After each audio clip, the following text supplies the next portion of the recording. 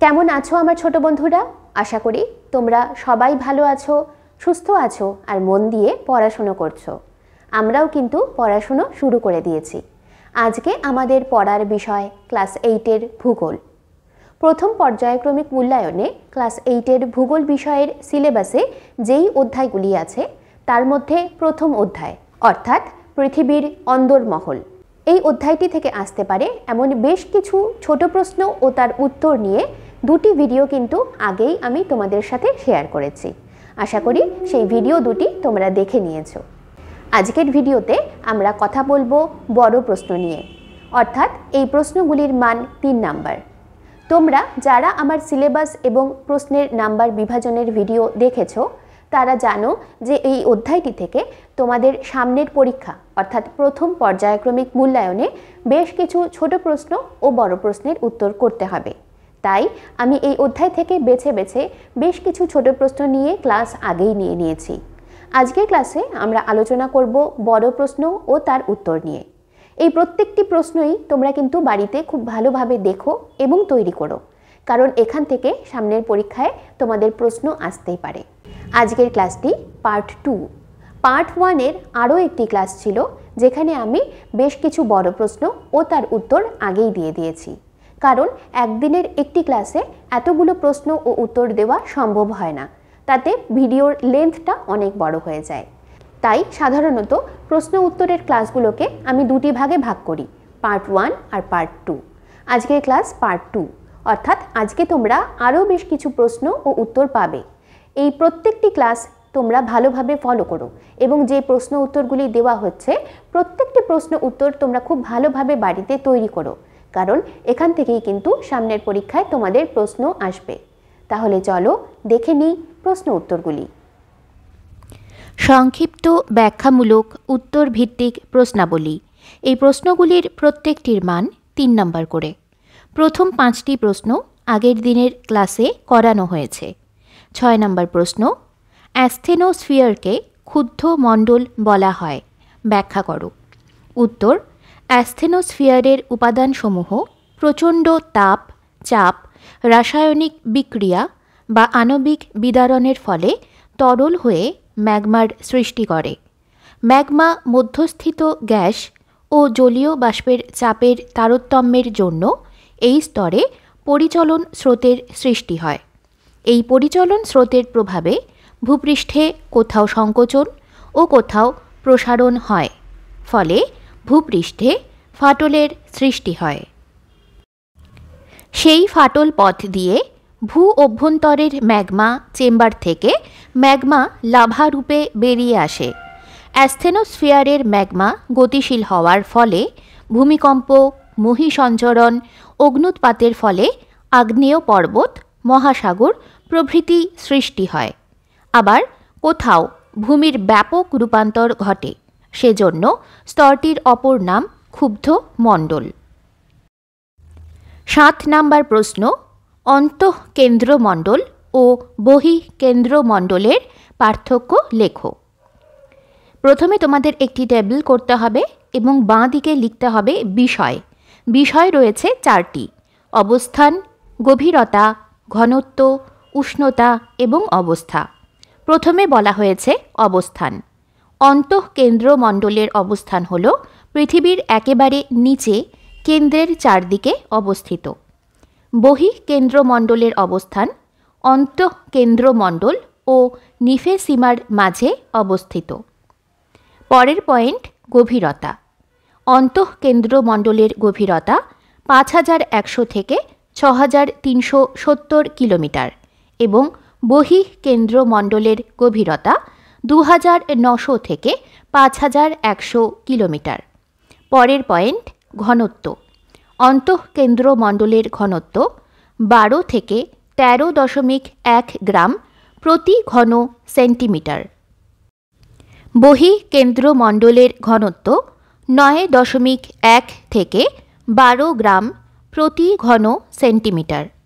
পরের পয়েন্ট, উষ্ণতা।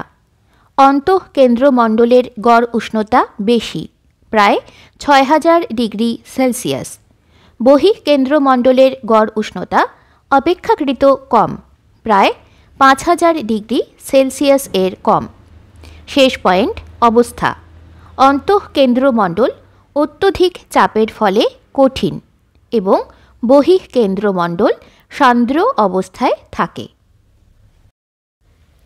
8 নম্বর প্রশ্ন, ভূ অভ্যন্তরের বিভিন্ন বিযুক্তিগুলি কি কি? উত্তর, ভূ অভ্যন্তরের সাধারণত 5টি বিযুক্তির উপস্থিতি লক্ষ্য করা গেছে, যথা 1 নম্বর কনোরাড বিযুক্তি, ভূত্বকের সিয়াল ও সীমা স্তরের সংযোগস্থলে অবস্থিত। 2 নম্বর মোহরোভিসিক বিযুক্তি, গুরুমণ্ডল ও ভূত্বকের মিলনস্থলে অবস্থিত। 3 নম্বর রেপিত্তি বিযুক্তি, গুরুমণ্ডলের ক্রোফেসীমা ও নিফেসীমা স্তরের মধ্যে অবস্থিত। 4 নম্বর গুটেনবার্গ বিযুক্তি, কেন্দ্রমণ্ডল ও গুরুমণ্ডলের মাঝে অবস্থিত। এবং 5 নম্বর লেহম্যান বিযুক্তি, কেন্দ্রমণ্ডলের অন্তঃকেন্দ্রমণ্ডল ও বহিঃকেন্দ্রমণ্ডলের মাঝে অবস্থিত। 9 নম্বর প্রশ্ন, গুরুমণ্ডল ও কেন্দ্রমণ্ডল প্রায় একই রকম পুরু, কিন্তু পৃথিবীর মোট আয়তনের প্রায় 84% দখল করে আছে গুরুমণ্ডল, ব্যাখ্যা করো। উত্তর, গুরুমণ্ডল ও কেন্দ্রমণ্ডল প্রায় একই রকম পুরু হলেও কেন্দ্রমণ্ডলের ক্ষেত্রফল ও আয়তনের তুলনায় গুরুমণ্ডলের ক্ষেত্রফল ও আয়তন প্রায় 3 গুণ বেশি।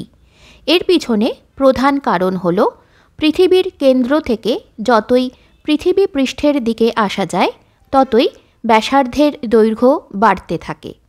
পৃথিবীর কেন্দ্রমণ্ডল সেই হিসেবে প্রায় 3500 কিলোমিটার পুরু হলেও ব্যাসার্ধ কম দৈর্ঘ্য বিশিষ্ট হওয়ায় অল্প আয়তন দখল করে আছে, কিন্তু গুরুমণ্ডলের ক্ষেত্রে ব্যাসার্ধ বেশি দৈর্ঘ্য বিশিষ্ট হওয়ার কারণে 2900 কিলোমিটার পুরু হওয়া সত্ত্বেও অধিক আয়তন প্রায় 84% জুড়ে অবস্থান করছে।